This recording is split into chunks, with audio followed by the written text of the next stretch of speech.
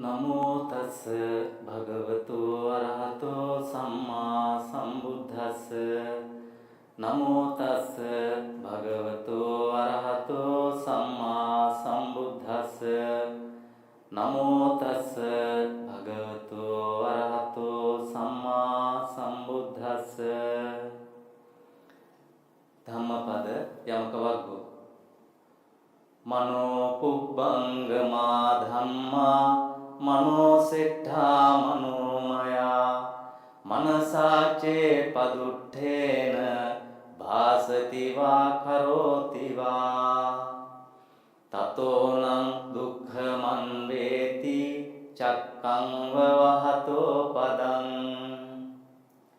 මනෝ පුබ්බංගමා ධම්මා මනෝ සෙට්ඨා මනෝමයා මනසාචේ පසන්නේන භාසති වා කරෝති වා තතෝනං සුඛමං වේති ඡායාව අනපායිනී. අක්කොච්චිමං අවධිමං අජිනිමං අහාසිමේ යේතං උපනයිහන්ති වේරං තේ සංන සම්මති. අක්කොච්චිමං අවධිමං අජිනිමං අහාසිමේ යේතං උපනයිහන්ති වේරං තේ සූප සම්මති. නහි වේරේන වේරානි සම්මන්තිධ කුදාචනං අවේරේන ච සම්මන්ති ඒස ධම්මෝ සනන්තනෝ. පරේචන විජානන්ති මයමෙත්ථ යමාමසේ යේච තත්ථ විජානන්ති තතෝ සම්මන්ති මේධගා. සුභානුපස්සින් විහරන්තං ඉන්ද්‍රියේසු අසංගුතං භෝජනං හි අමත්තඤ්ඤු කුසීතං හීන වීරියං. තං වේ පසහති මාරෝ වාතෝ රුක්ඛං වදුබ්බලං. අසුභානුපස්සින් විහරන්තං ඉන්ද්‍රියේසු සුසංගුතං භෝජනං හි ච මත්තඤ්ඤු සද්ධං ආරද්ධ වීරියං. තං වේන පසහති මාරෝ වාතෝ සේලං වපබ්බතං. අනික්කසාවෝ කාසාවං යෝ අත්ථං පරිදහිස්සති අපේතෝ ධම්ම සච්චේන නසෝ කාසාව මරහති. යෝචවන්ත කසාවස්ස සීලේසු සුසමාහිතෝ උපේතෝ ධම්ම සච්චේන සවේ කාසාව මරහති. අසාරේ සාරමතිනෝ සාරේ චාසාර දස්සිනෝ තේසාරං නාධි ගච්ඡන්ති මිච්ඡා සංකප්ප ගෝචරා. සාරංච සාරතෝ ඤත්වා අසාරංච අසාරතෝ තේසාරං අධිගච්ඡන්ති සම්මා සංකප්ප ගෝචරා.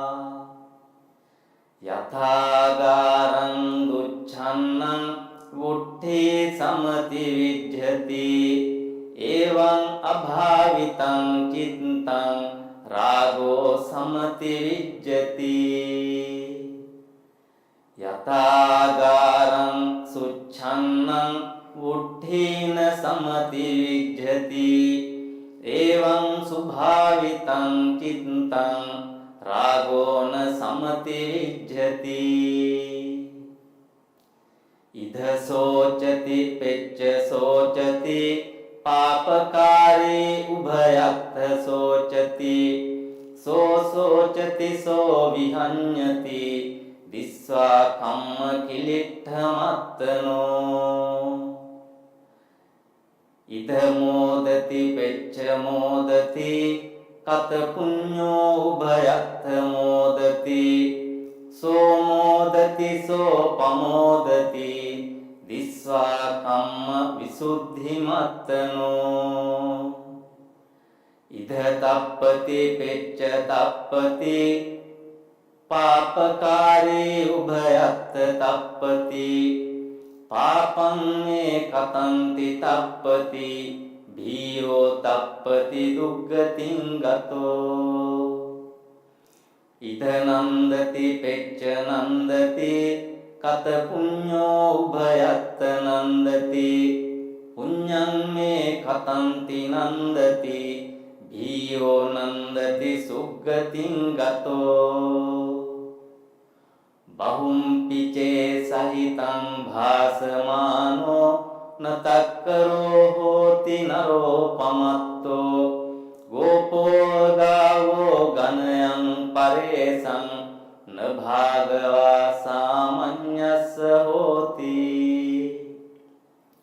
අප්පම්පිචේ සහිතං භාසමානෝ ධම්මස්ස හෝති අනුධම්මචාරී රාගංච දෝසංච පහාය මෝහං සම්මප්පජානෝ සුවිමුත්ත චිත්තෝ අනුපාදියානෝ ඉදවාහුරං වා සභාගවා සාමඤ්ඤස්ස හෝති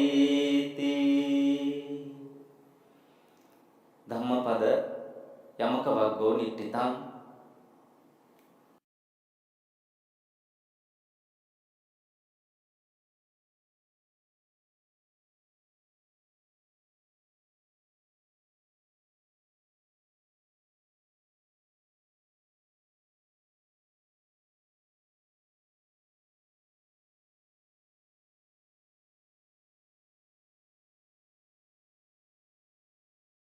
නමෝ තස්ස භගවතෝ අරහතෝ සම්මා සම්බුද්දස්ස නමෝ තස්ස භගවතෝ අරහතෝ සම්මා සම්බුද්දස්ස නමෝ තස්ස භගවතෝ අරහතෝ සම්මා සම්බුද්දස්ස ධම්මපද යමක වග්ගෝ මනෝ පුබ්බංගමා ධම්මා මනෝ සෙට්ඨා මනෝමයා මනසාචේ පදුට්ඨේන භාසති වා කරෝති වා තතෝනං දුක්ඛමං වේති චක්ඛං වහතෝ පදං මනෝ පුබ්බංගමා ධම්මා මනෝ සෙට්ඨා මනෝමයා මනසාචේ පසන්නේන භාසති වා කරෝති වා තතෝනං සුඛමං වේති ඡායාවනපායිනී අක්කොච්චිමං අවධිමං අජිනිමං අහාසිමේ යේතං උපනයිහන්ති වේරං තේ සම්න සම්මති අක්කොච්චිමං අවධිමං අජිනිමං අහාසිමේ යේතං උපනයිහන්ති වේරං තේ සූප සම්මති නහි වේරේන වේරානි සම්මන්තිධ කුදාචනං අවේරේන ච සම්මන්ති ඒස ධම්මෝ සමන්තනෝ පරේචන විජානන්ති මයමෙත්ථ යමාමසේ යේච තත්ථ විජානන්ති තතෝ සම්මන්ති මේධගා සුභානුපස්සින් විහරන්තං ඉන්ද්‍රියේසු අසංගුතං භෝජනං හි අමත්තඤ්ඤු කුසීතං හීන වීරියං තං වේ පසහති මාරෝ වාතෝ රුක්ඛං වදුබ්බලං අසුභානුපස්සින් විහරන්තං ඉන්ද්‍රියේසු සුසංගතං භෝජනං හිච මත්තඤ්ඤු සද්ධං ආරද්ධ වීරියං තං වේන පසහති මාරෝ වාතෝ සේලං වපබ්බතං අනික්කසාවෝ කාසාවං යෝ අත්ථං පරිදහිස්සති අපේතෝ ධම්ම සච්චේන නසෝ කාසාව මරහති යෝචවන්ත කසාවස්ස සීලේසු සුසමාහිතෝ උපේතෝ ධම්ම සච්චේන සවේකාසාව මරහති අසාරේ සාරමතිනෝ සාරේ චාසාර දස්සිනෝ තේසාරං නාධි ගච්ඡන්ති මිච්ඡා සංකප්ප ගෝචරා සාරංච සාරතෝ ඤත්වා අසාරංච අසාරතෝ තේසාරං අධිගච්ඡන්ති සම්මා සංකප්ප ගෝචරා යථාගාරං දුච්ඡන්නං වුට්ඨි සමති විජ්ජති එවං අභාවිතං චිත්තං රාගෝ සමති විජ්ජති යථාගාරං සුච්ඡන්නං වුට්ඨීන සමති විජ්ජති එවං සුභාවිතං චිත්තං රාගෝන සමති විජ්ජති ඉද සෝචති පෙච්ච සෝචති පාපකාරී උභයත්ථ සෝචති සෝ සෝචති සෝ විහඤ්ඤති දිස්වා කම්ම කිලිට්ඨමත්තනෝ ඉද මෝදති පෙච්ච මෝදති කත පුඤ්ඤෝ උභයත්ථ මෝදති සෝ මෝදති සෝ පමෝදති දිස්වා කම්ම විසුද්ධිමත්තනෝ ඉද තප්පති පෙච්ච තප්පති පාපකාරී උභයත්ථ තප්පති පාපං මේ කතන්ති තප්පති භීයෝ තප්පති දුග්ගතින් ගතෝ ඉද නන්දති පෙච්ච නන්දති කත පුඤ්ඤෝ උභයත්ථ නන්දති පුඤ්ඤං මේ කතන්ති නන්දති භීයෝ නන්දති සුග්ගතින් ගතෝ බහුම්පිචේ සහිතං භාසමානෝ නතක්කරෝ හෝති නරෝ පමත්තෝ ගෝපෝ ගාවෝ ගණයං පරේසං නභාගවා සාමඤ්ඤස්ස හෝති අප්පම්පිචේ සහිතං භාසමානෝ ධම්මස්ස හෝති අනුධම්මචාරේ රාගංච දෝසංච පහාය මෝහං සම්මප්පජානෝ සුවිමුත්ත චිත්තෝ අනුපාදියානෝ ඉදවා හුරං වා සභාගවා සාමඤ්ඤස්ස හෝති ධම්මපද යමක වග්ගෝ නිට්ඨිතං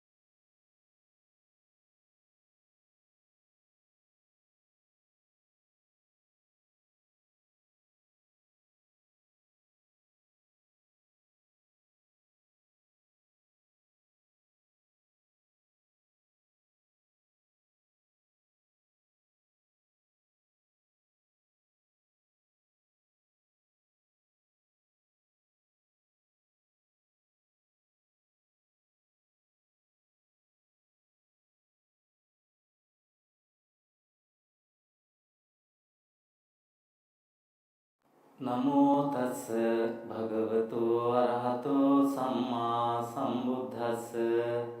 Namo tassa bhagavato arahato samma sambuddhassa. Namo tassa bhagavato arahato samma sambuddhassa. Dhammapada yamaka vaggo. Mano pubbangama dhamma mano settha manomaya manasace paduttena bhasati va karoti va tato nang dukkhaman veti cakkang vahato padang mano pubbangama dhamma mano settha manomaya manasace pasannena bhasati va karoti va tato nang sukhamang veti chayavana payini.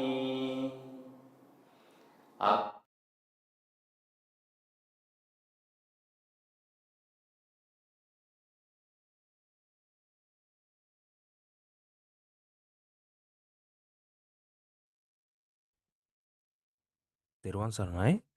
Welcome everyone. Now we are about to start our lesson. We respectfully invite Venerable Bhante to conduct the class for us. Sadhu, sadhu, sadhu.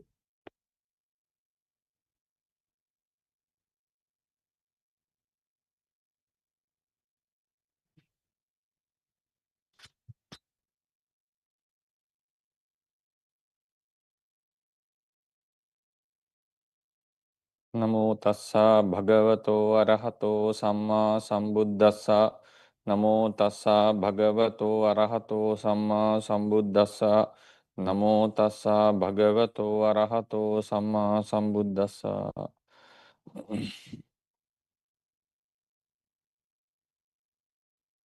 Good morning, everyone. And we are commencing our fundamentals program after a few months since we had our holidays and exams in IIT.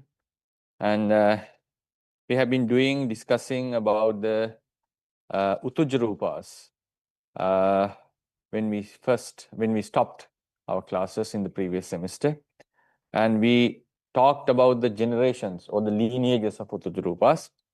And now we move on to a new topic, which is called existence of Uttujrupas in material bodies. As we discussed in the Rūpa chapter in the beginning, we classified few terminologies. We had to define what are Rūpas and what are the clusters of Rūpas, which we call Rūpa Kalapas. Then the bodies that are constituted with these Kalapas, they were called the Rūpa Sarira. They are the Rūpa Sariras. Then we have Rūpa Santati, a lineage of those Kalapas, because all these Rūpas, according to Theravada, exist in lineages. They are not static or remaining as a one unit, because all these Kalapas rise and fall, and they will be replaced by new Kalapas, and this lineage continues to happen. They are called Rūpa Santati. And there's another thing called Rūpa Santana, where Rūpas of a certain particular body are acting interrelated to each other. So, existence of Rūpas in material bodies. In the Theravada doctrine, Uttujrupas have been explained in various ways. Following is a detailed description on it. So this is a quite detailed one. I've discussed, it will be very technical, today's lectures, 2 lectures coming from today. I think I will not be able to finish it today. Anyway, so this lecture would be about emphasizing on something very technical, or one of you might feel like it's not something worthy of giving attention, but we have to go to the nitty-gritties as well when we are thoroughly understanding or examining the Theravada doctrine. Before we plunge into this topic, there are a few terms that need to be clarified before we, that need to be clarified. So these terminologies are Uttuja Rupas, Uttuja Rupa, then Uttusamutthana Rupa, then Utupachaya, Utu Samuttana. No, before that we have another term, Utupachaya Rupas, Utupachaya, then Utupachaya, Utu Samuttana. These are the 4 terms.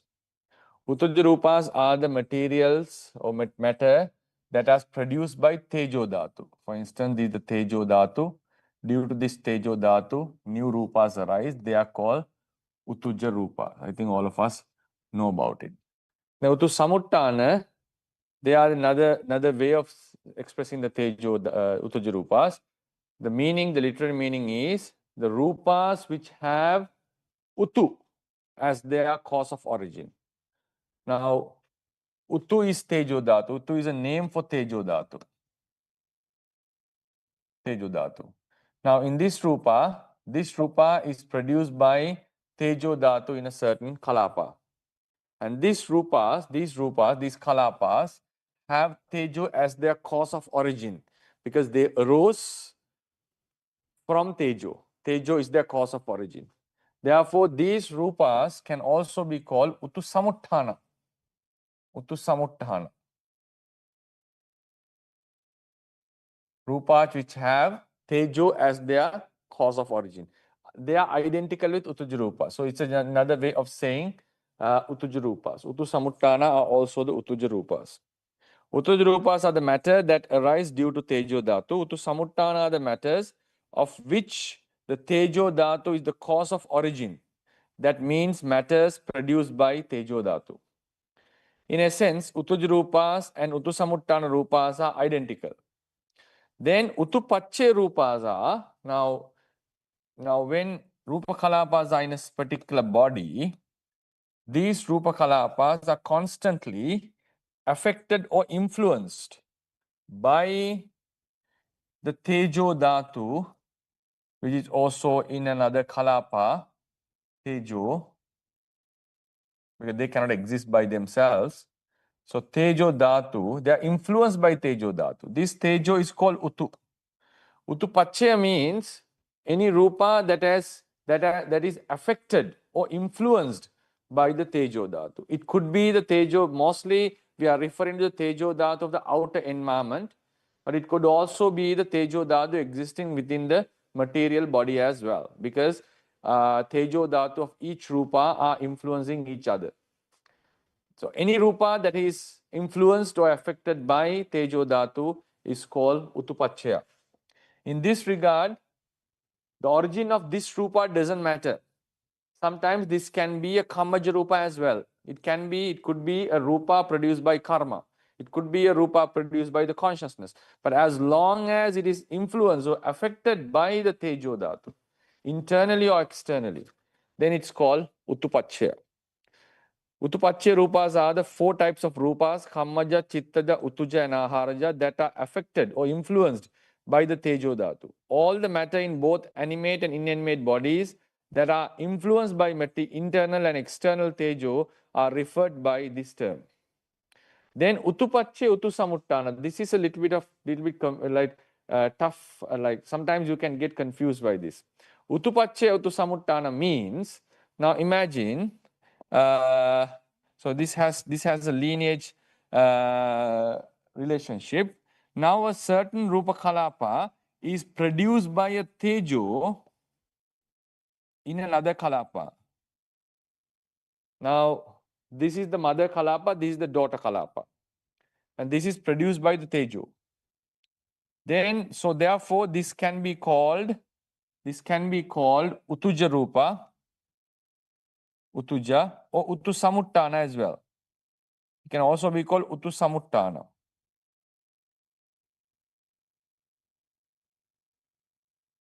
It can be called Utuja and Utu Samuttana as well. And then this caster also contains Tejo. And this Tejo is also affected by, as in this case, is affected by Tejo in the outer environment or in the internal body, inside the body. So this Tejo or this Kalapa, as it is influenced by Tejo, it can also be called Uttupachaya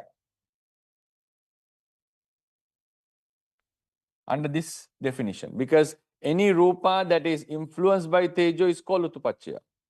Therefore, this Tejo or this Kalapa is also can also be called Uttupachaya. And in the first place, it is a Rupa that was produced by Tejo. We don't need to worry what type of a Tejo is this, whether this is Kammaja, Chittada, Utujo, Ahara, it doesn't matter. So it's produced by a Tejo. So hence it is called Utuja, Utu Samuttana.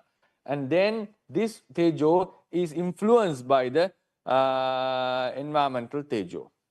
Then when another Rupa Kalapa arises out of this Tejo, another Kalapa arises, that Kalapa, the newly arisen Kalapa, must be called Uttupachaya Uttu Samuttana.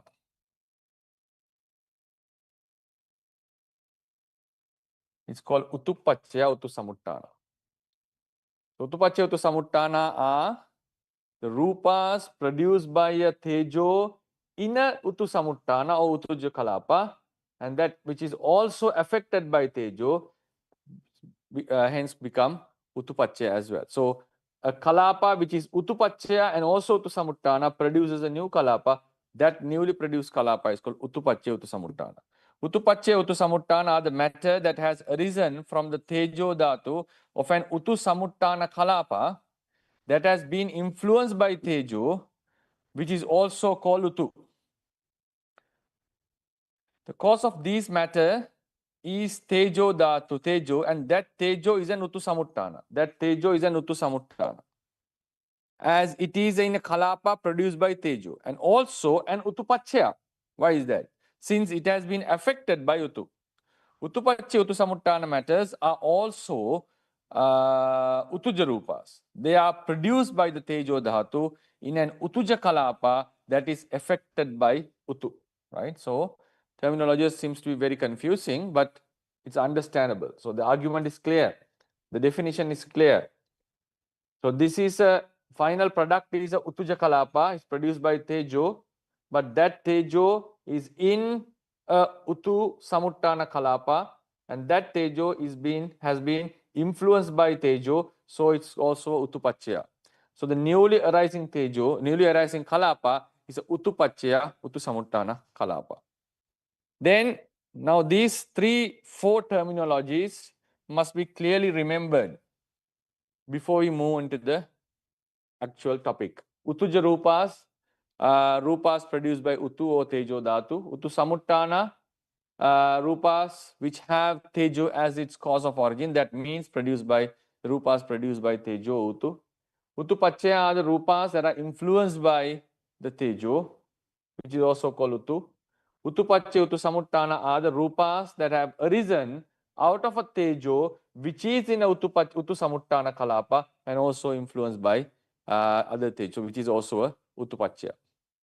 Now, with that, we move on to the main topic. Uttuja Rupas, which constitute inanimate bodies.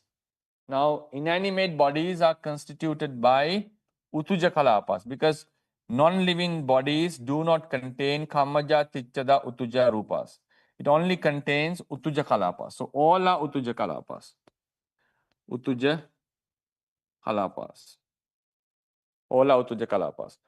Then, we have to think about now, because these 3 terminologies are related to the linear processes, because Tejo is producing Uttuja Rupa, Uttu Samuttana, and then Tejo in this Kalapa is producing Uttupachaya, Uttu Samuttana. At the same time, it's been affected by Uttu. So we can see a linear connection here. We can see it because Uttupachaya, Uttu Samuttana has to be maximally in the 2nd generation or the 3rd generation, because it's produced by a Tejo Dhatu which was produced by a Tejo Dhatu. which is produced by a Tejo. So this explanation requires the linear relationship of Rupas. Now think this as an inanimate body. Body is a collection of Rupa Kalapas. Of this inanimate body, now imagine there's a first point of origin. Point of origin. Normally,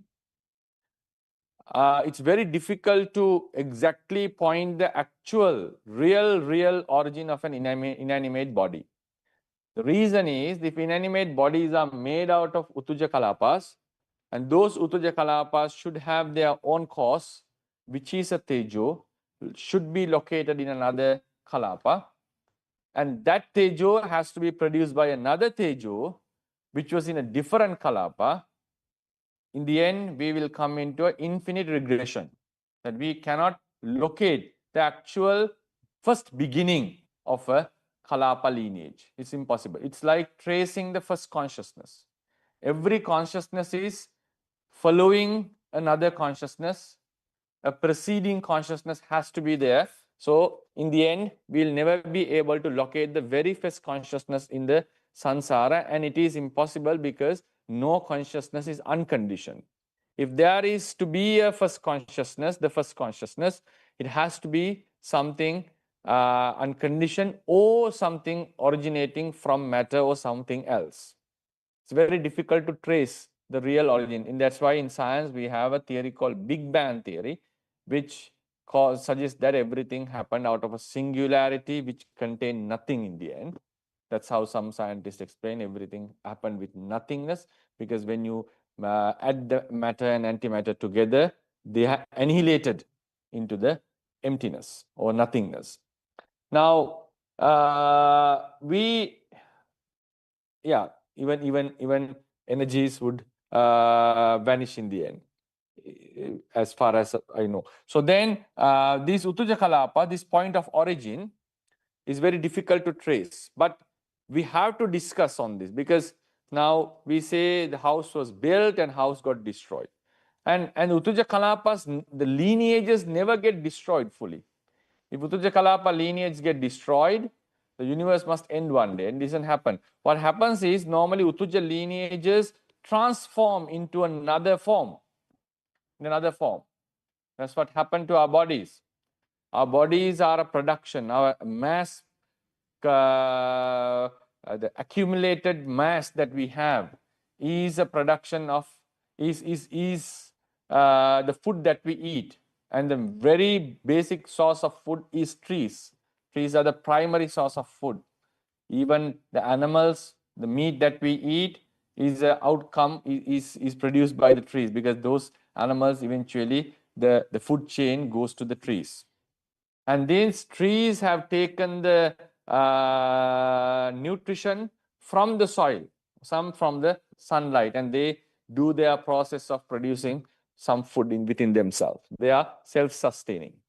And they get the main nutrition from the soil. And soil, in the end, is made out of, according to science, stars and so forth. But if you think about our bodies also become soil in the end.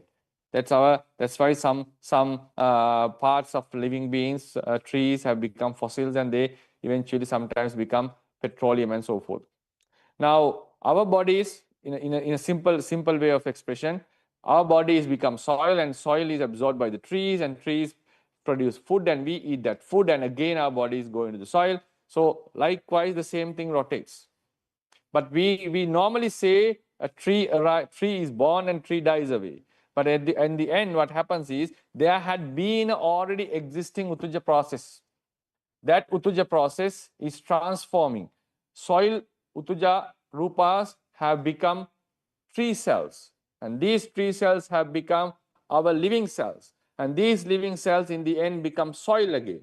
And those soil again becomes tree cells. So likewise, this cycle continues.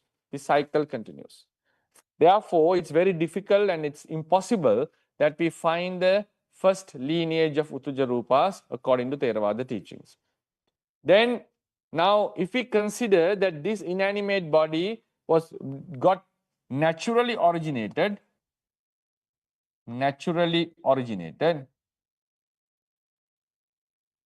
or it was man-made. Either way, naturally originated or man-made, we have to take that as the point of origin. That point as that exact moment as the point of origin. Now imagine if this was created somehow miraculously or whatever, in a special way. Some rupas are the first rupas, for instance. These are the first generation. And this first generation also has to come from another rupa, kalapas, which existed prior to that. Otherwise, they become unconditioned.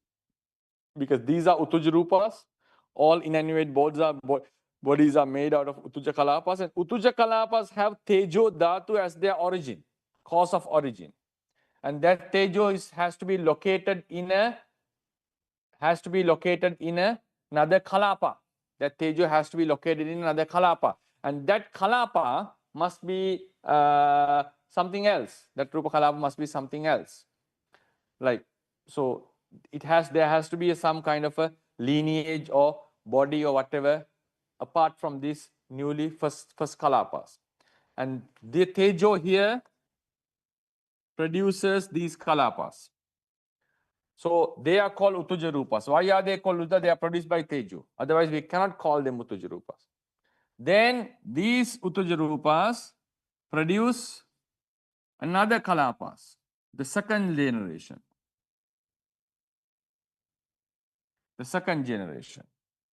And this second generation would eventually produce the third generation.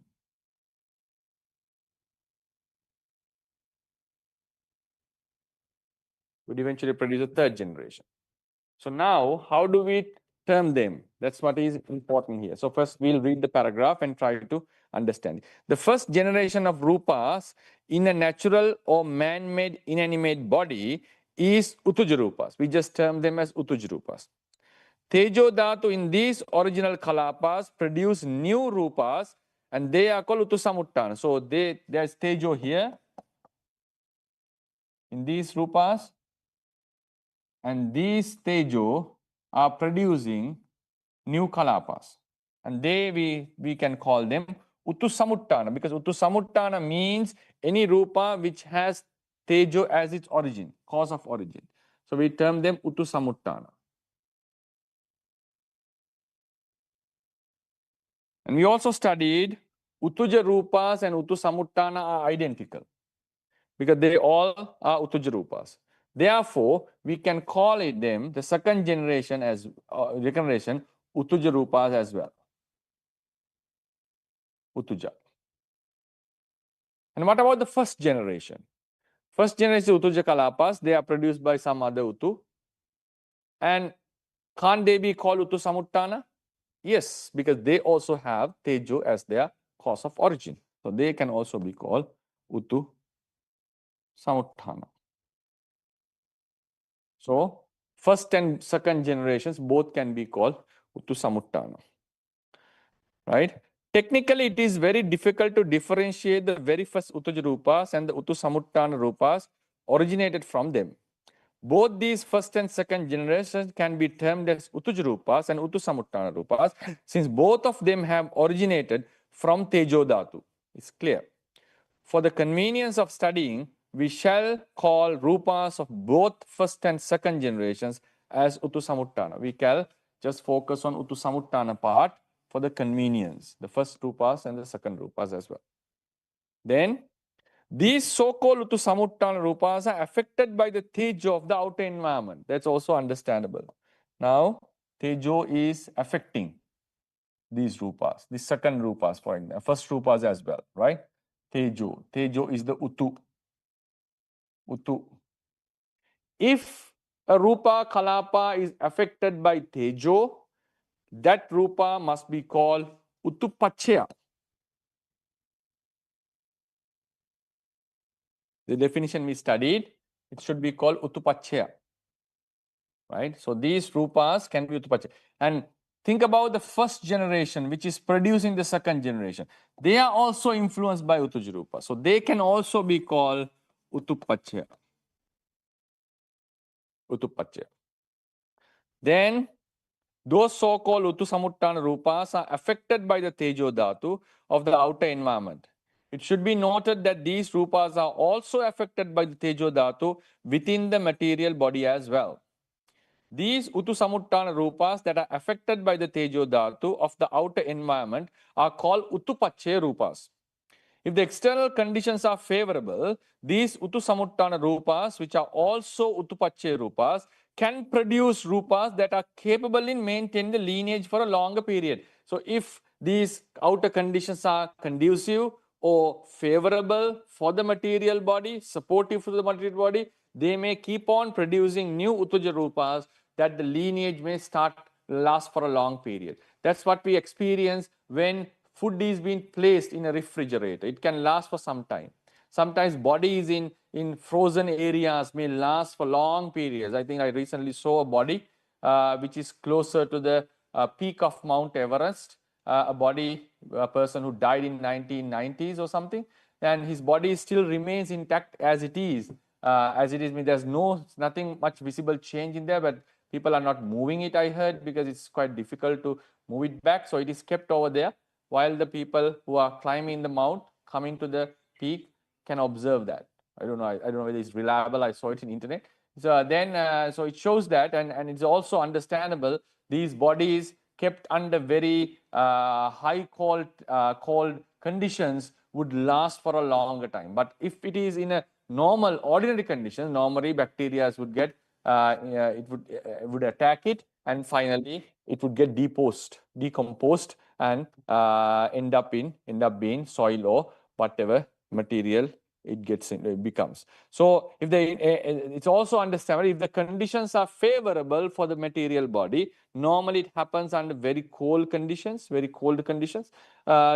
lineages, now these rupas will be producing very stronger ones that can last for a longer period, right? That's how the Theravadians that we normally explain that the rupas are maintained by the outer environmental conditions.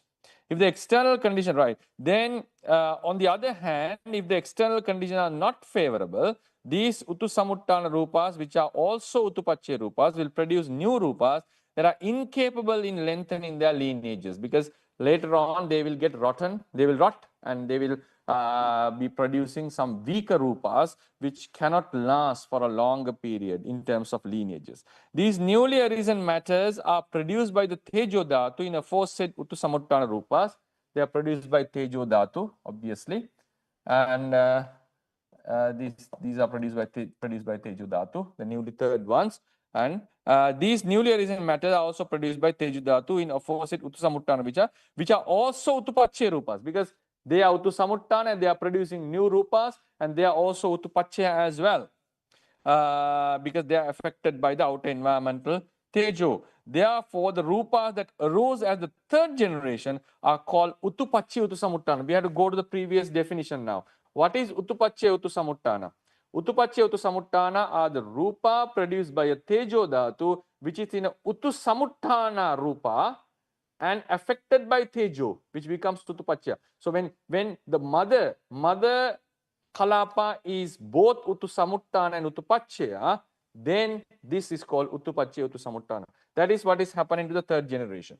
The third generation is produced by the second generation, which is Utusamuttana, which is also Utupachya, why it is being affected by the outer environmental. And therefore, these third generations can be called Utupachya, Utusamuttana.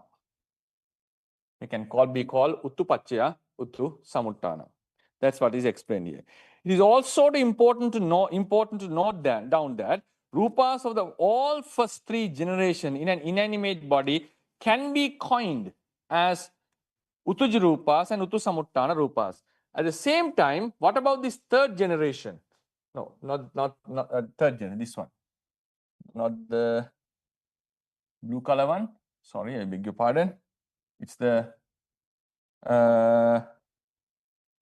yellow color one, right? This is Utupacchaya Uttasamuttana, right? So now what we are saying is, now all three generations, first, second, and third, first, second, and third, first, second, and third, all three generations can be called Utuja Rupas. Why? The first generation was produced by Utu, obviously, otherwise it would be unconditioned. The second generation is also produced by Tejo, which is the Utu. So it's a Utuja Rupa. Third generation is also produced by Utu, Tejo Dhatu. So all of them can be coined or termed as Utuja Rupas. If they can be called as Utuja Rupas, they can also be called as Utu Samuttana. Understandable. It is also important to note down that Rupas of the all first three generations in an inanimate body can be coined as Utuja Rupas and Utu Samuttana Rupas. The reason is all those Rupas have arisen out of Tejo Dhatu. All these Rupas are also affected by the internal and external Tejo. That's another point. Therefore, they can also be called Utupacchaya. How about all the three? Now, outer environment is also conditioning or affecting the third generation Rupas as well. First two was already called Utupacchaya. I understood that. And even the third generation is also affected or influenced by the Tejo. So even they can be called Utupacchaya.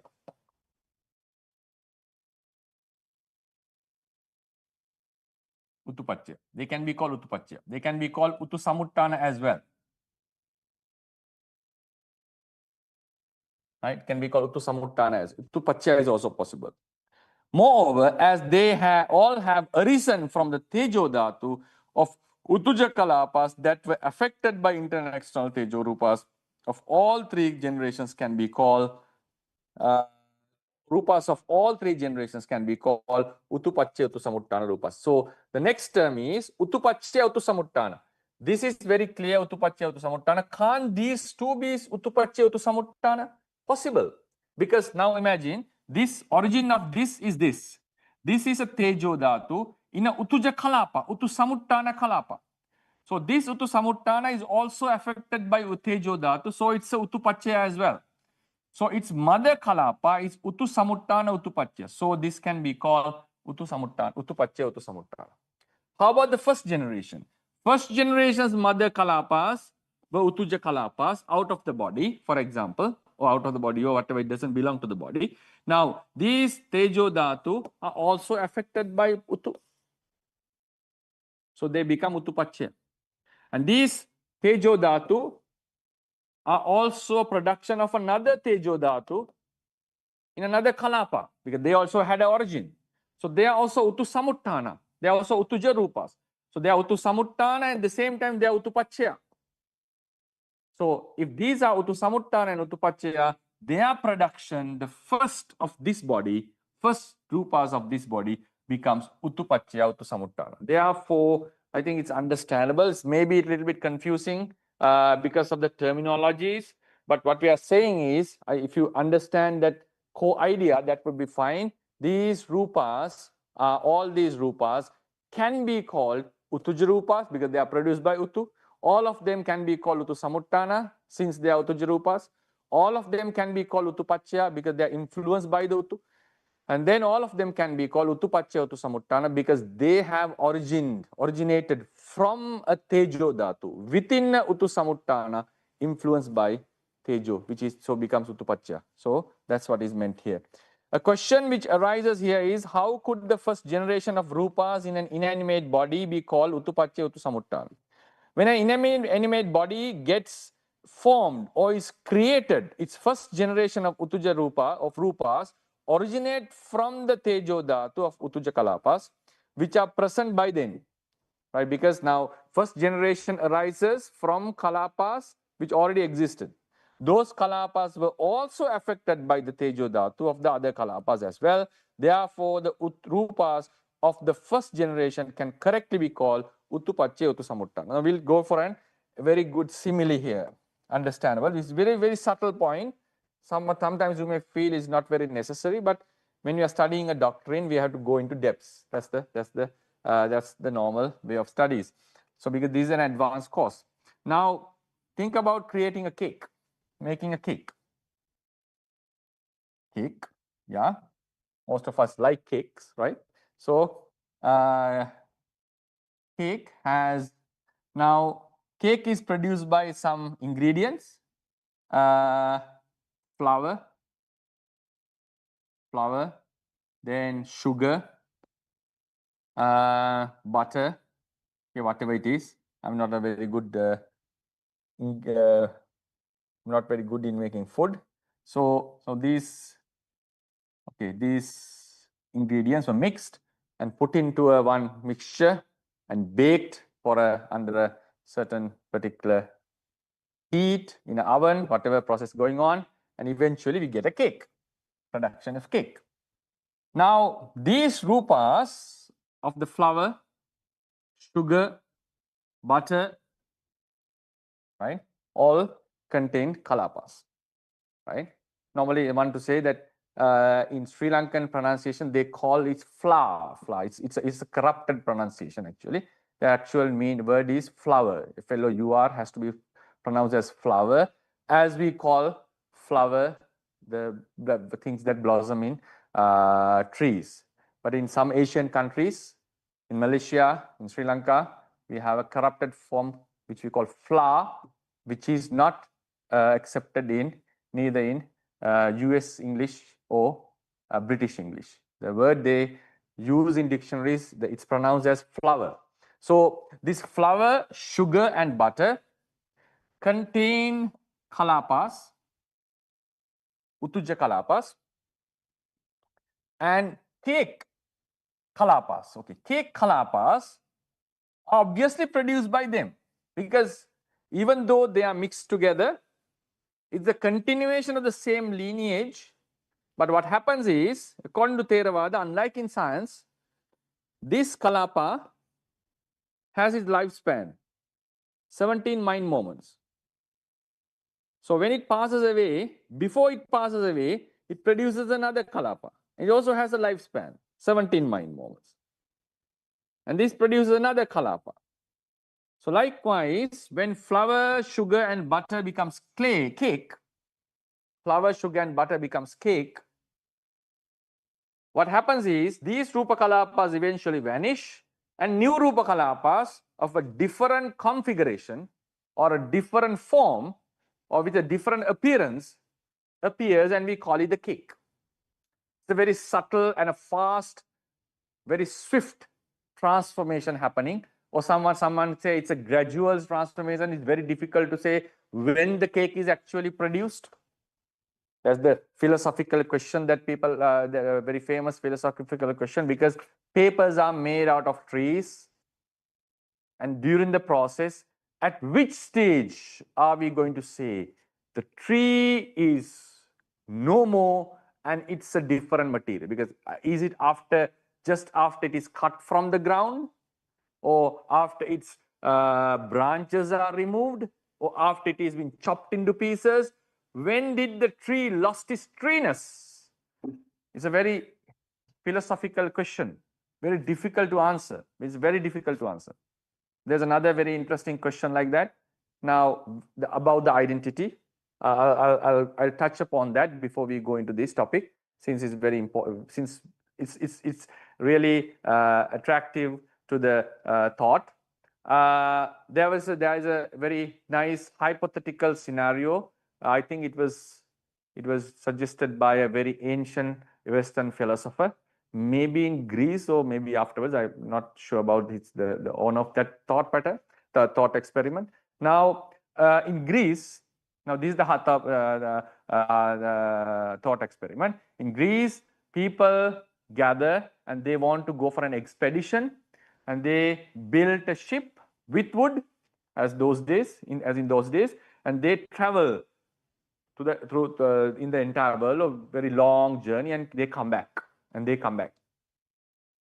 On their arrival, during their journey, what has happened is they had a crew, they had the ship.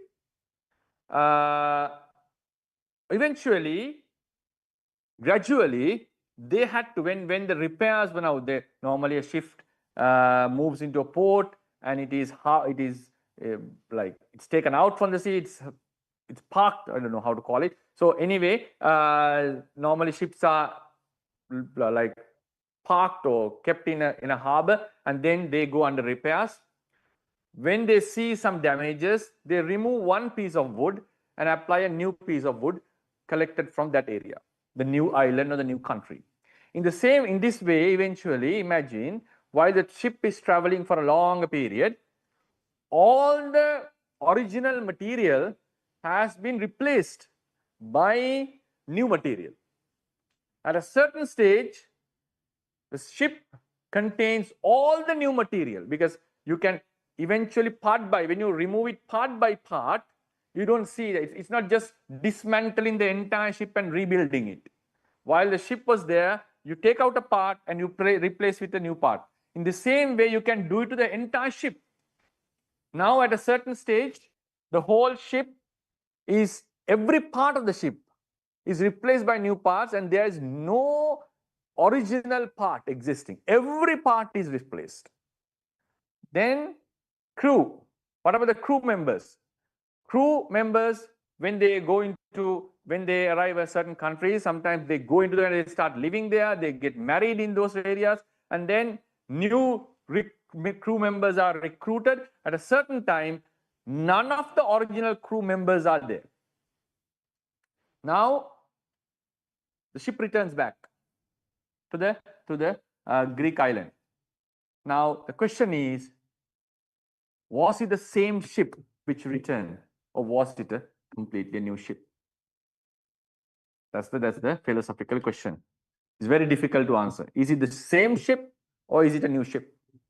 Now, if this ship had gone a certain journey and come back, if we are going to award a reward to this ship, we are going to give a award or a reward. What reward? You don't need a reward, but award maybe. We are going to label it as the greatest ship which traveled 10,000 miles or whatever. Does that ship deserve that award? Because it's not none of the particles, none of the material which was there in the first place is now no more. All are newly added particles. Is it the same ship? Does that ship deserve an award for traveling the longest journey in the world, in the history? It's very difficult to answer this question. The same thing is applicable in our lives. All our cells, all our kalapas, all our mind moments have completely vanished and are replaced by new kalapas, new rupas. Because all the rupas and the thought patterns we had while we were infants, while we were children, are no more. We have completely new set of rupas, new set of cells, new set of thought patterns. So it's a new bunch of realities. But are we the same person? In terms of Abhidhamma, in terms of Theravada teachings, we have because there is one thing for the identity, one thing which appeals for the identity. That is still, as long as we are in the same life, all the mind, bhavanga chittas, and most of the Kammaja Rupas, or the main Kammaja Rupas, are produced by a single karma. So in terms of Theravada teachings, we still have something left for the identity and say he's the same person. Conventionally speaking, same person. But when it comes to ship, there's no such a thing to consider like that. So, but still, some may feel like the ship deserves the award, and some may feel, no, it doesn't deserve the award. The ones who feel it doesn't deserve the award, you have to answer, when did the ship lost its original identity? Because if it doesn't deserve an award, it means it's not the same ship. If it's the same ship, it had traveled for 10,000 miles and it deserves the award. But if someone says it doesn't deserve the award, that means the ship has lost its identity. When did it lose the identity? Is it when the first piece of wood was replaced? Obviously not. Most of us would say no. Some would still say yes. Okay. So does anything do, if something is changed in my body, if I transplant, if I get a heart transplant, does my identity of the body changes because the heart was changed? Yeah, it's a tough question to answer. So if someone says, no, the ship doesn't deserve the award, they have to show when did that ship lost its original identity. And some would say, when half of the material is replaced, more than the half of the material. These are just assumptions and their own standards. They are not tangible answers that can be accepted as, yes, it is, and one can get enlightened by such explanations. These are just assumptions and your preferences. It's a very tough question. So in the same way, what I want to say is, now flour, sugar, butter becoming a cake, when did the actual cake happen? When did it originated? It's a very tough question to answer. It's a very tough question to answer. Anyway, now forget about that philosophical question. Now we assume that this is the stage where the cake began, and this is the first Rūpa Kalapas. This is the first lineage of the cake Kalapas. These first Kalapas have originated from the raw Kalapa, raw like the ingredient Kalapas. They have arisen. And then these Kalapas produce the second generation.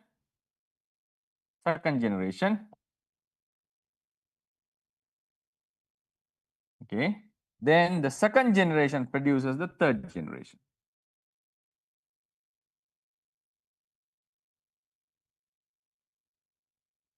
Now, we are going to apply those terminologies into this diagram, into this, yeah, we can call it diagram. Now, first of all, can we call them Uttūja the first generation? Can we call them Uttūja? Yes, because they are produced by Tejo Dhatu in the ingredient Kalapas. So they can be called Uttūja. If something can be called Uttūja, it can be called Uttu-samuttana as well. Yes, clear. Can these second generations be Uttūja? Yes, obviously, because all are produced by Tejo Dhatu in the mother Kalapa. So they can be called Uttūja, Uttu-samuttana, Uttūja. I will write the short form, Uttu-samuttana. Okay. Can they be called Uttupacchaya? Yes, because now in the cake, process of cake making, obviously there's heat in the oven. Heat is Tejo. So all these three types of Rupas are influenced by Tejo. Hence, they can be called Uttupacchaya.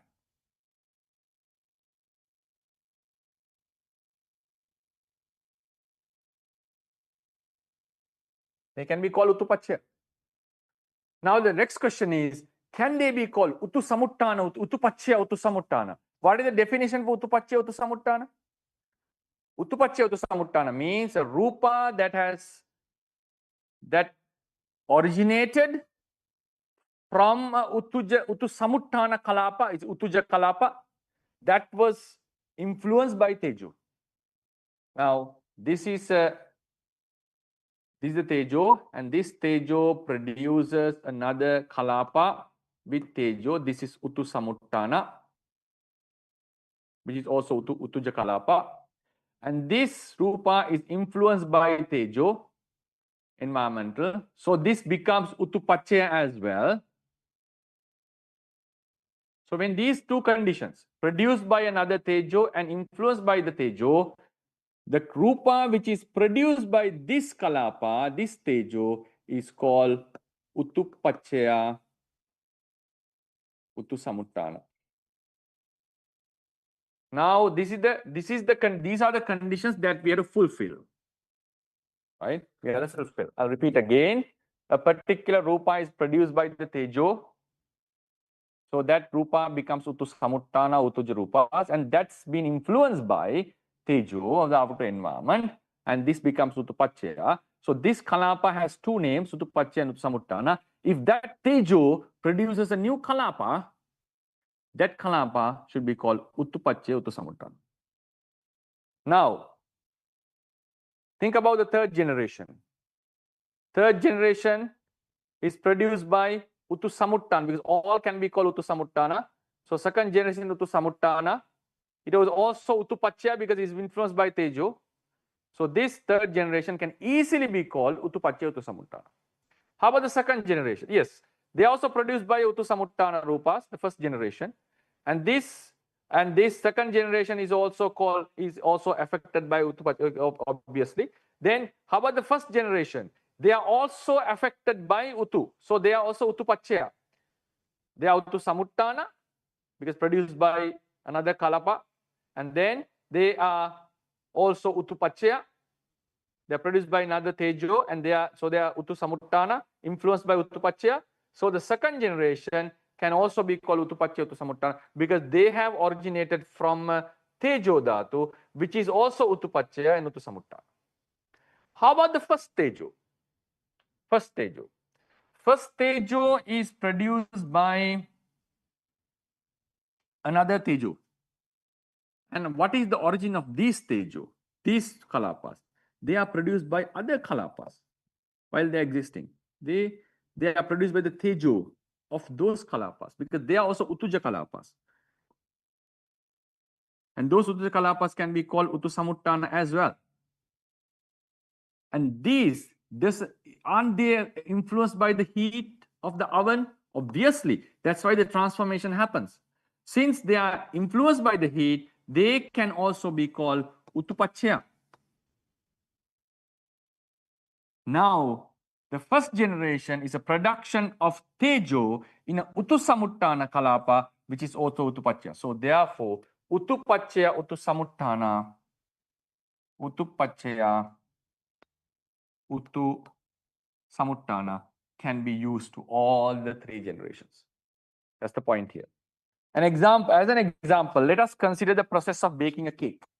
Ingredients such as flour, butter, eggs, cocoa powder, and water are mixed and then heated into an oven, at the required temperature, resulting in the production of a cake. When the matters in these ingredients are exposed to external heat, threefold changes, that is to say, Kalapabhantara Rupana, Santati Rupana, and Antara Kalapiya Rupana occurs. I have discussed them in detail long time ago, actually. As a result, the Uttuja Rupas that arise in these bodies are different from the original Rupas. And the interrelation between newly arising Kalapas become different from the original interrelations among the Kalapas of the raw ingredients. That means the nature of the internal clusteral four great elements also change. That is the process, the technical process, what we are saying. They transform into the cake. So a lot of changes happen. They are the Rupana going on, and their interrelationship between the Kalapas have changed.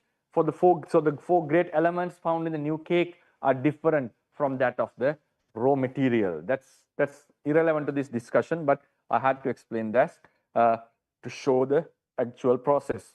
Now this is the point. Since the Rupas of the first generation is in what becomes the cake, arise out of Tejo Dhatu. They arise out of Tejo Dhatu. They are appropriately classified under the categories of Uttuja Rupas and Uttasamuttana. Furthermore, since those Rupas are directly affected by an external source of heat, they can also rightly be referred to as Uttupacchaya.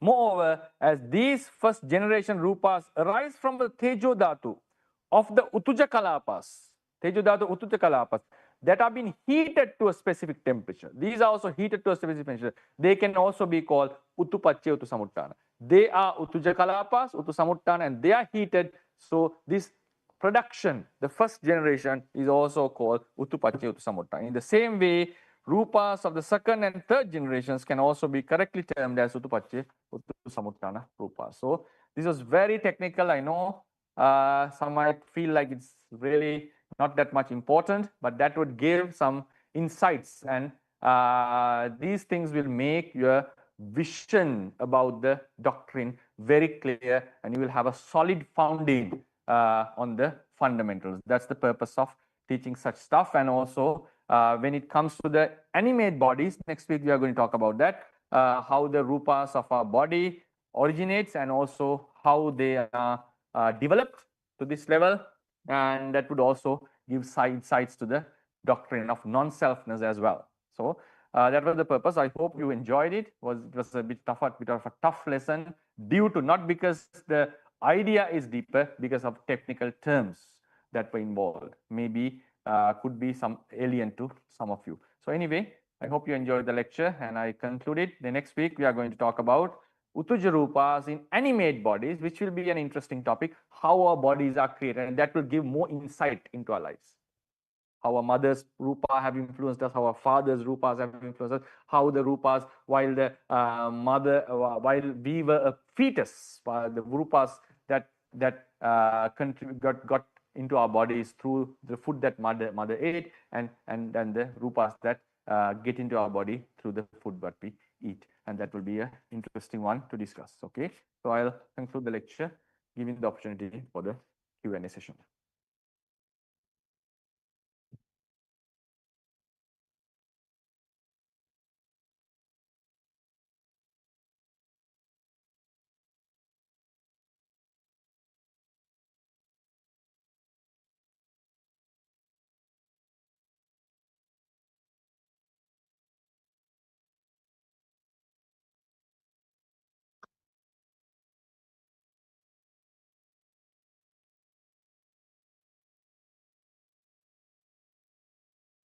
Mr.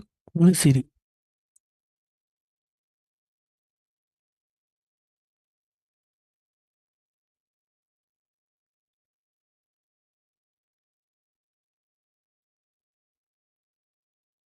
Unmute කරන්න එකට. නම කියන්න. Mr. Kumala Siri. Oh, hello. Good morning, Bante. It's Penny from Indonesia. Okay, So, Penny, yes. yeah. I would like to ask a question, Bante, about what Bante has just explained. It raised some question for me. It's so I would like to know about during the lineage of production of this Utupacaya and Utusamutana Rupa. It seems like it's going on like a very long time and very many production of the Rupa, of the daughter Rupa. So I was thinking, would there any more to affect the production itself? So I was thinking about the ahara, because would it be to prolong or to maintain this production of the Rupa? Otherwise, if there is no ahara involved, I'm thinking like it's like there is a eternality of the process itself. So that was my question. How is it this ahara is affecting, or it is purely about talking about the Utupacaya and Utusamutana? And then the second question. Okay, I'll first clarify the first question, okay? Because it's Oh, yes, Bante. What do you mean? Like, are you talking about the inanimate bodies or animate bodies? Because we were talking about the inanimate bodies, and I'm a bit confused on the fact how ahara came into the context. Yeah, that would be it. Also in my second question too, because I was confused because Bante was talking about inanimate body, right? But actually that we have our body itself, it's like also in a tree, also in a pet, also in any living beings, which I consider that the first origin is the Utuja Rupa itself is coming from the Tejo Dhatu of Citaja or Kamaja Rupa. And then also that there is the ahara influence here, and then the Utu itself. But then if we see like a mountain or stone, it seems like it was there like ever since, without any distinction of it. So that is what I keep asking. How is this ahara? Would there be any ahara in them? Because of course that we eat, and so that those ahara will also affecting. But then with any other things, how would be it happens? Because otherwise it would be like the process itself that is having the eternality. That was my question, Bhante. Thank you for Yeah. your question. Thank Yes, you. regarding the animate stuff, I'll be discussing next week, which will be an interesting topic, because when you study Abhidhamata, I think Abhidhamata Sangha and what has been explained in the Visuddhimagga, we ignore a very important core element in our body. That is the core Utuja Rupas. Core Utuja Rupas are not produced by the tejo of Chittaja Kalapas or Kammaja Kalapas or Aharaja Kalapas. Because according to Visuddhimagga, those rupas produced by Tejo, Utuja Rupas produced by Chittaja, Utuja and Aharaja Kalapas do not last long. Their generations would end very soon. But we know our core body, even after death, when Kammaja, Chittaja, Utuja Kalapas, Kammaja, Chittaja, Aharaja Kalapas are no more, would still last for a longer period. Because generations would be maximum 12 generations. That is the Tejo Dhatu of Kammaja Kalapas producing Utuja Rupas. It cannot go beyond 12. Therefore, we have to have a very core essence of Rupas that are existing, as you said correctly, of which the process is eternal. Of the which the process is eternal. Chitta's process is eternal. Eternal means it had no beginning. That's what we mean by eternal. Eternal doesn't mean like every chitta arises and passes away. So every chitta is impermanent. The process, we cannot locate location. It will last forever. The process, unless you attain nirvana. The process of Utuja Rupas is more complicated because it will never end, as the universe is eternal. Universe is not eternal; it is infinite. Sorry, since the universe is infinite, it will never end. Another very interesting, mind-blowing idea is, now according to Theravada doctrine, at the destruction of the worlds, human worlds, divine worlds, and some of the Brahma worlds get destroyed. And even when the destruction happens with air element, the destruction goes till the Subhakinnaka realm.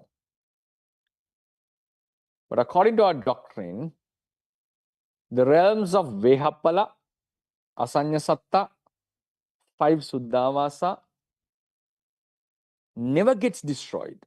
Never gets destroyed. So what does it mean? Those realms have been there forever. They have been there forever. They never underwent a destruction according to the doctrine. Never ever. When did they start? There's no explanation for that. It's still applicable to our earth as well under the doctrine. Because in the earth's process, we feel very comfortable. We feel it comfortable in the explanation, saying that, okay, earth got destroyed and it originated again. It got destroyed and originated from the same rupas that were there. Rupas were burnt or got destroyed, and those kalapas, like they were in a subtle form, like sort of energy or something, and then they got into the earth again.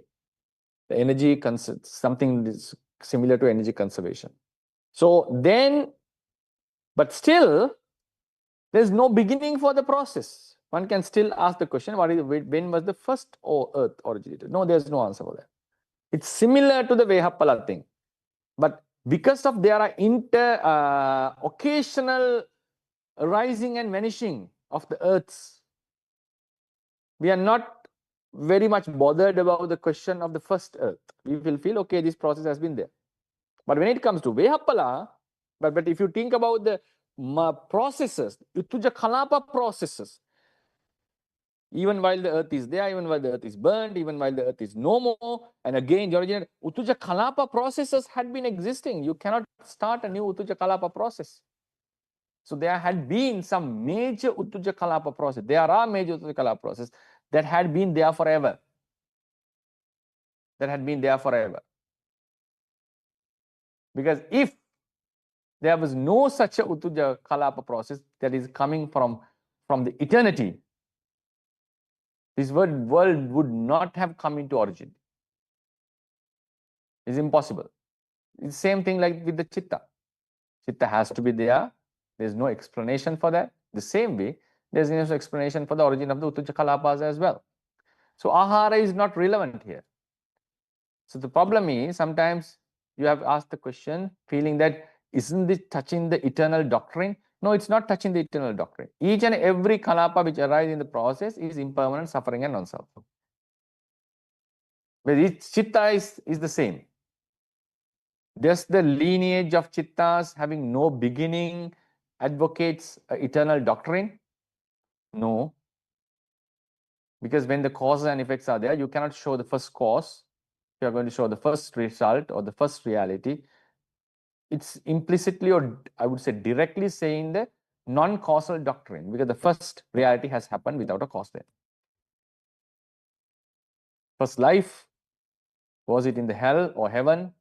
Was it chosen for the first life in the hell? And did he go to the hell without doing any bad karma? If he was in heaven, was he born as a heaven deity because without doing any good karma? And then why do we need good karmas to go into divine realm from the first place at this moment? Why do we restrain from akusalas to not to go into the hells if the first life had already gone into hell without any karma? The most devastating question is, now we remove the causes of avijja, tanha and karma and attain the nirvana, the final liberation. And we make sure that the suffering would not come again because the causes are gone. But if there was a beginning, the first chitta, the first namarupas had happened without any cause.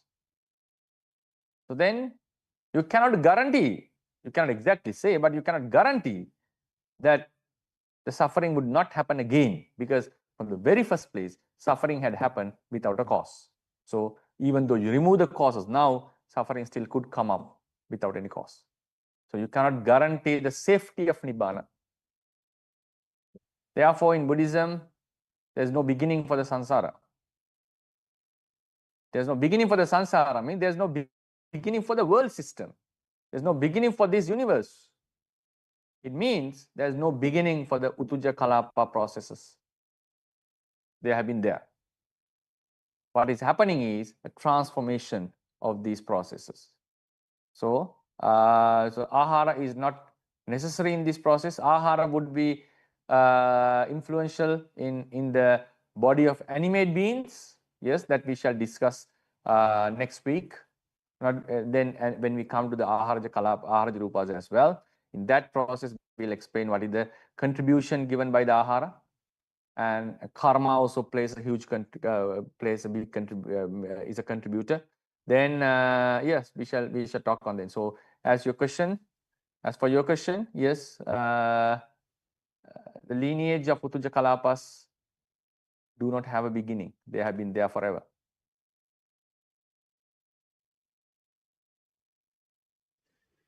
Anumodana Bhante for explanation. Thank you. Thank you so much. Mr. Kitsari Vijay Sundar. May I ask my question? Theravada Saranai answer.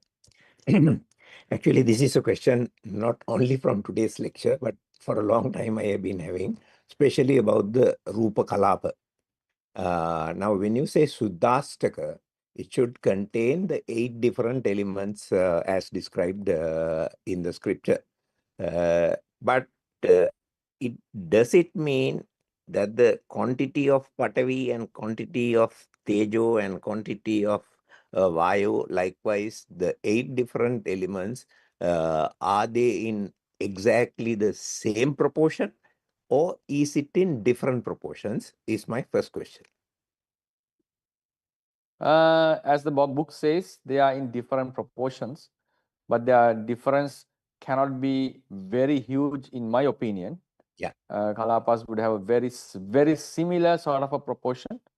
The proportionate difference that we experience in the bodies of Rupas are, in my opinion, basically due to the difference of how the interrelated kalapas, like interrelated 4 elements, we call it antar kalapiya chatu mahadhatu.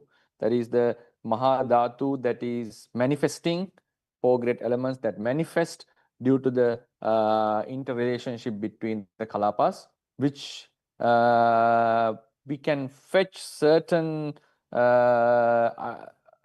like fossils from the doctrine, but not explicitly mentioned here, mentioned in the doctrine.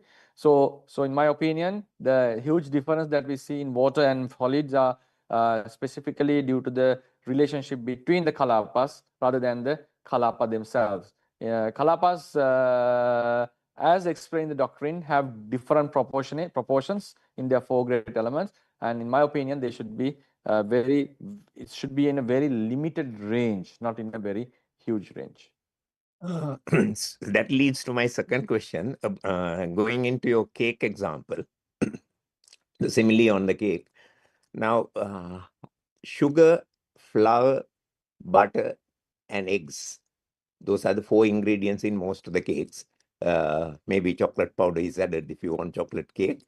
But how those different ingredients, I mean, if you take the Rūpa kalapas in those, they only contain Utuja kalapas. That's what I have assumed, and I hope I'm right. So those Utuja kalapas in the different panyatis, I would call it panyati because sugar is a panyati and butter is a panyati. So in those different panyatis, but there is some difference. That's why we feel a different taste, different color, different texture. Likewise, we see some differences in the materials.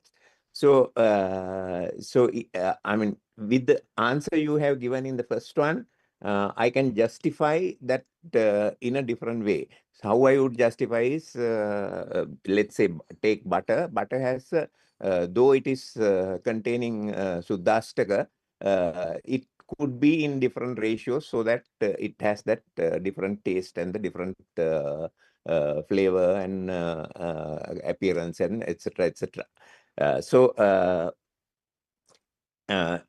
And then when you mix everything, and finally when you apply heat, that is again Tejo Dhatu in some form, and it becomes cakes.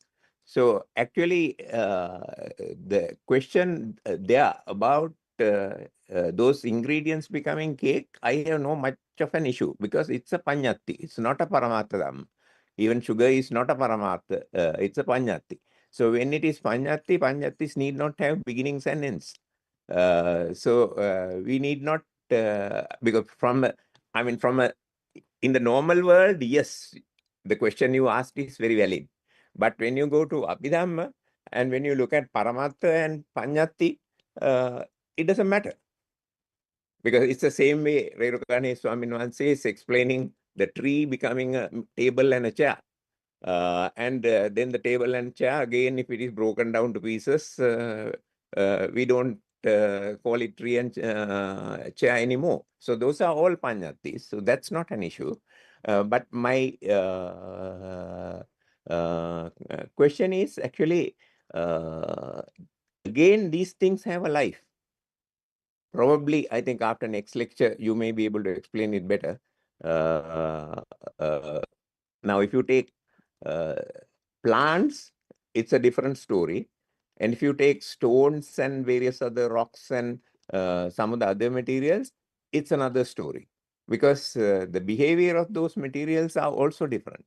There, I felt, I may be wrong, that other niyamas like the bija niyama comes into effect. Because especially for plants, the bija niyama is extremely important. That probably gives the variety from one type to another. But about rocks or any other solid materials which are present in nature, even that bija niyama doesn't apply there. So I don't know how to figure it out. So these are some of the thoughts which went in my head while listening to you today. So if you could explain some and give me some comments, I would be very grateful. the origin does matters. Because if origin doesn't matters, you cannot talk about the birth of a human, right? You can say human is a panyati, then there's no birth. Actually, it is not so. I didn't want to take it today because you said you're going to discuss it in No, what I said is, now if cake is a panyati and butter is a panyati, it doesn't have beginning. Yeah. So human is also a panyati. Human doesn't have a beginning then. But we talk about the patisandhi, we talk about the birth, right? Yes and no, but we have the complication comes because of the that mental lineage or the No, even if there are asanya satta, for example, whatever. So thing is this, there's a in your question as I went through, there was a slight deviation from the actual reality, because we were not talking about the panyati. Panyati is just a name that is given to the realities. There's no panyati without reality. There's no reality, there's no panyati. Cake itself is a panyati used for some ultimate realities which had their own configuration. The realities in the cake and the realities in the sugar are different. They are proportionately different. They are interrelatedly different. They have different flavors. They have different taste, which is a paramatta. They have a different smell, which is a paramatta. They have a different taste, which is a paramatta. So therefore, even though they are panyatis in the sense that there's nothing to represent cake or butter or flour, there are realities, and that diversity of the realities do exist. Therefore, when those ingredient realities are mixed and heated into another mixture, we get a different type of realities which we call cake. Then the obvious question that arises is, in which level are they different? Are they different in the kalapa levels, or are they different even beyond that? Because you cannot go beyond the kalapas, because the kalapas, you cannot talk practically beyond the kalapas. Though we can discuss about rupas separately, they exist in kalapas in reality, according to the teachings. So we have to stop at the level of kalapas. So now, are these kalapas different from each other? Are the kalapas, when the sugar is transformed into cake, did the kalapas change into this? So for that, we have to understand, we have to take some practical things, because we have dissected, or we have gone into, in terms of science, for example, we know that subatomic particles are there in both sugar and in both cake. Due to this process, we know that there's nothing much difference happening in the subatomic level, which we have to respect. We cannot just ignore saying that these are science, and no, we cannot do that, because we depend on that. So in my opinion, in the kalapa level, even we talk about the kalapas in the Abhidhamma level, for example, not a huge difference is occurring within the kalapa, but a slight difference has to be there if we are respecting the Theravada doctrine. But the difference is occurring at the level of interkalapa reactions, which I have talked in detail in both Sinhalese and English lectures, that there is some sort of a relationship between the kalapas, because Tejo Dhatu in one kalapa is influencing the other kalapas.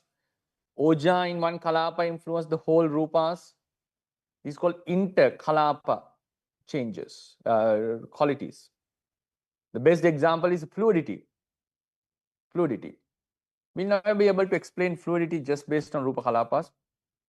Think about a Rupa Kalapa which has more apo. What does it mean? Is it moving in and out? Is it fragile? Is it flowing down? Doesn't it have a shape? Is it still going like a water bubble? No. Fluidity has to be explained between the relationship between the Kalapas. So in this way, when it comes to the flour or the ingredients becoming cake, they had their kalapas, they had their interrelations. When the heat is coming, these kalapas, interrelations are changing. the new kalapas, interrelation. So how the interrelations change? So a slight change has to occur in the kalapas according to Theravada. Otherwise, the interrelations would remain the same. So there's a slight change going on within the kalapas. Not a huge. It cannot be very huge. It cannot be to the level. For example, why did I say it cannot be to a very high degree, very high level? Because there has to be at least a maximum level of APO at least. Because if APO is too much, then the entire kalapa would collapse. It's impossible. So there has to be some limitation in there. So that's why I said the difference of the kalapas are within a certain range. Respecting, giving all the respect to the Theravada, it has to be different. Even in science, there's an argument: are every electron is the same? Are they having the same attributes? Can't there be two similar electrons? Such philosophical questions are there. So anyway, but we focusing on Theravada. So kalapas are different. Obviously, we have 21 types of kalapas, and they are proportionately slightly different, not heavily, as in my opinion. Though then their interrelationship has a big issue here.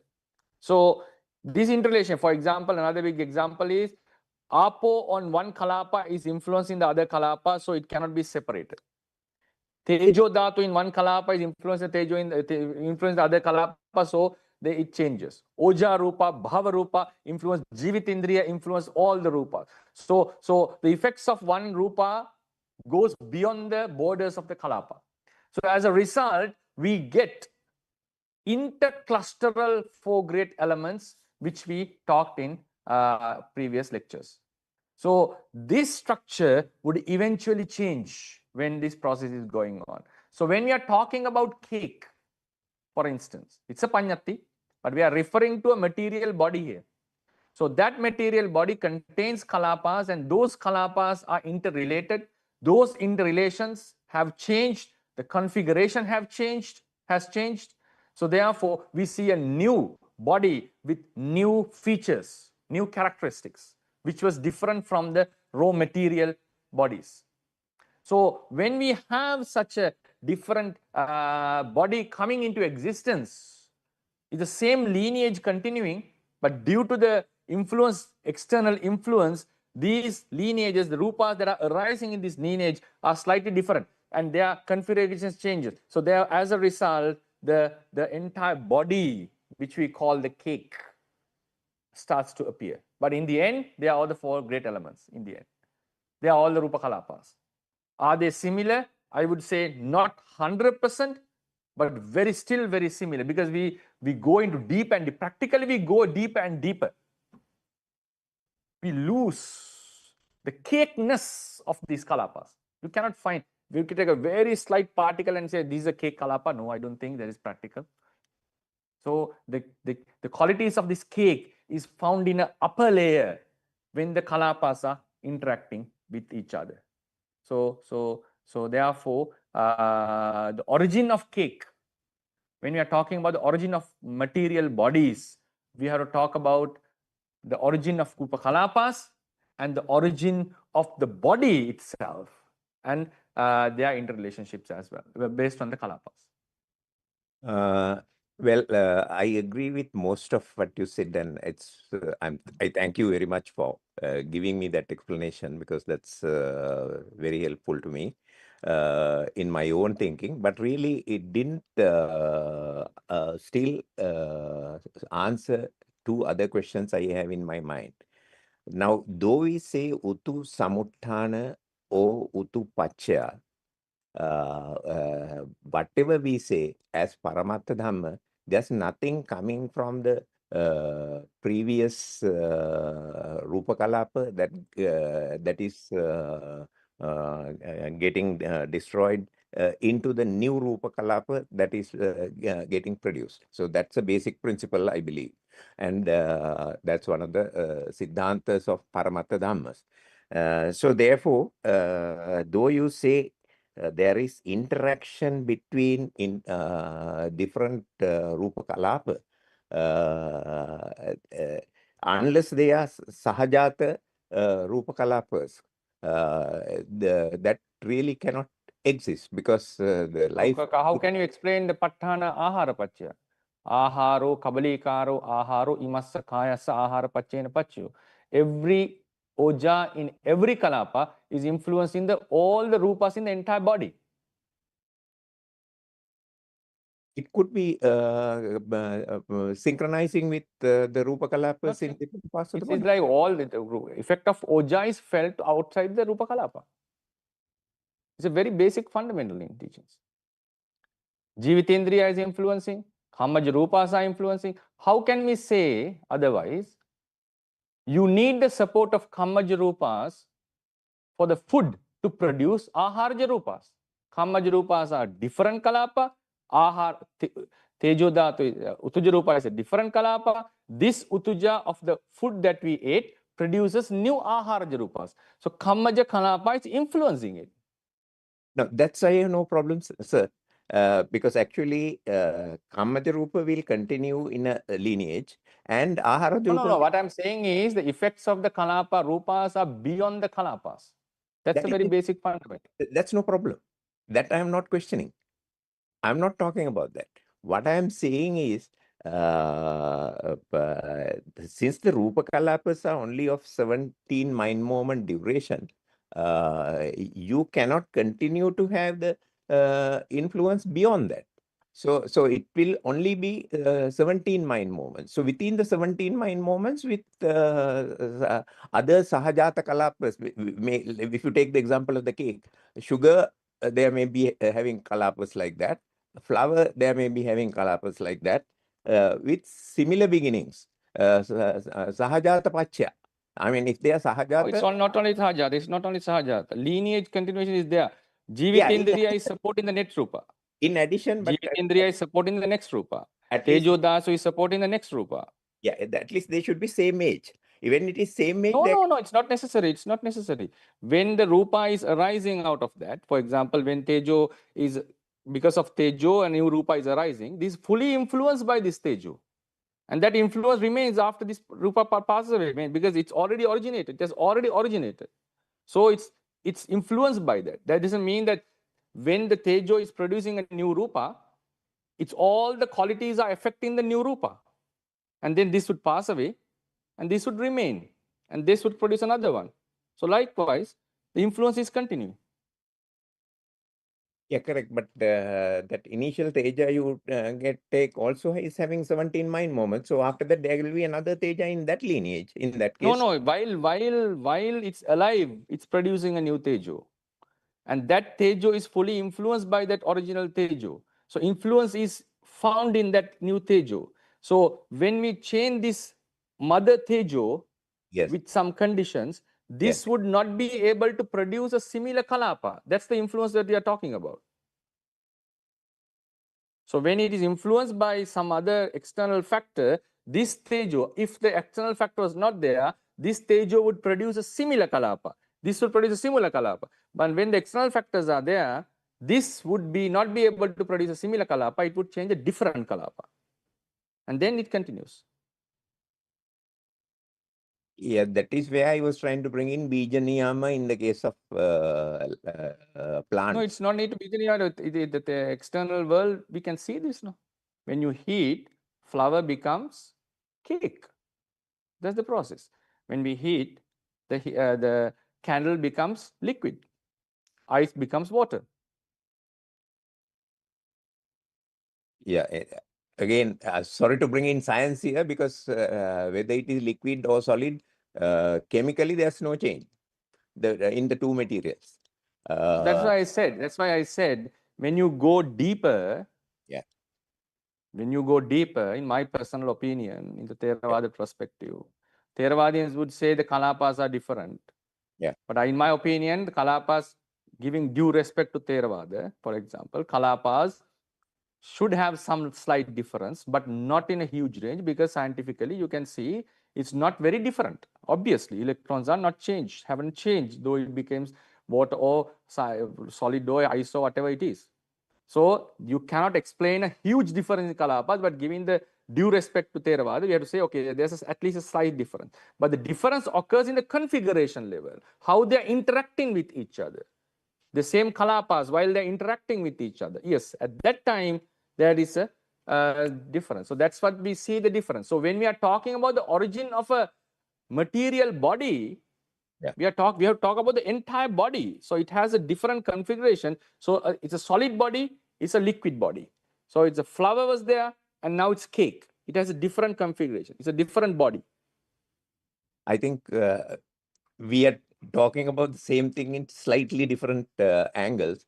What I'm talking about is the composition of the Rūpa Kalapa. That was my first question, whether the composition of the Rūpa Kalapa can change. And you say it can happen within a narrow limit.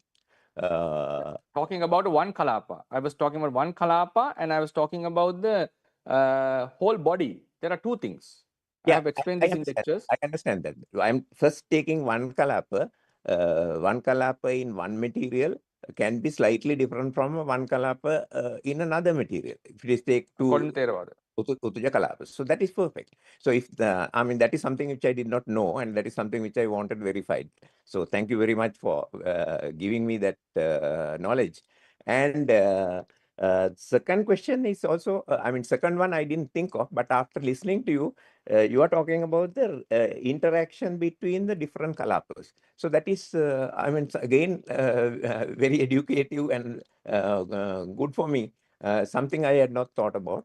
And thank you very much for teaching that to me. So I think when you combine the two, probably we can understand most of the things that we experience in the world, especially when it comes to Rūpa. So thank you very much, Bhante. As always, I like to worship at your feet. Theravada Saranai. Okay. I think time is up. So thank you for listening, and hope you enjoyed the lecture. And next week we are going to talk about Rūpas in the Utuja Rūpas in the animate bodies. So then, so with this merit of teaching, studying Dhamma and discussing Dhamma, may all of us be able to attain Nibbana, the final liberation, as soon as possible. Buddha Sasanang Chirantittatu, Buddha Sasanang Chirantittatu, Buddha Sasanang Chirantittatu, Sadhu, Sadhu, Sadhu.